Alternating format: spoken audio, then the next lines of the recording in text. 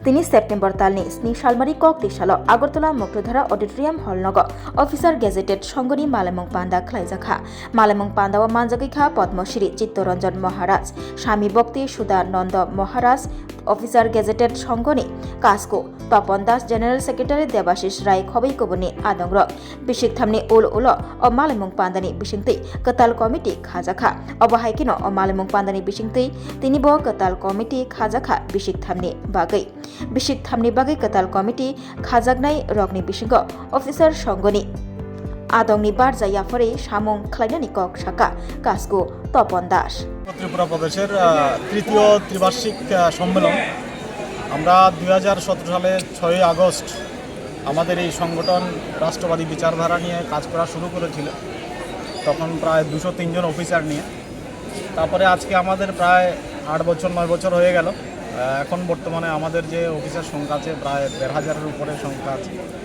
তো আমাদের সাংগঠনিক মতে আজকে তৃতীয় ত্রিবার্ষিক সম্মেলন, আজকে এখানে নতুন কমিটি গঠিত হবে এবং আজকে যে বিশ্বের যে অস্থির আর্থিক পরিস্থিতি যেটা আছে তার উপরে ভিত্তি করে আমরা আগামী দিনে অফিসারদের কী ভূমিকা থাকবে,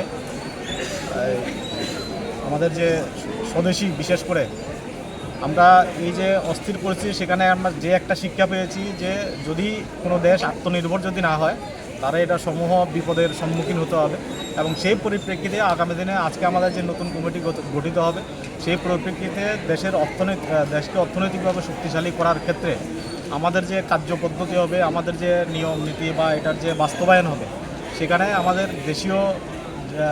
দেশীয় পণ্য যেটা আছে বা দেশীয় উৎপাদন যেটা আছে সেটাকে কীভাবে সামনের দিকে এগিয়ে নেওয়া যায় এবং মানুষকে পুরো সম্পূর্ণ সমাজকে কীভাবে স্বদেশী পণ্য ব্যবহারের জন্য প্রেরণা যোগানো যায় সেরকমভাবে আমরা আগামী দিনে কাজ করব আজকে থেকে।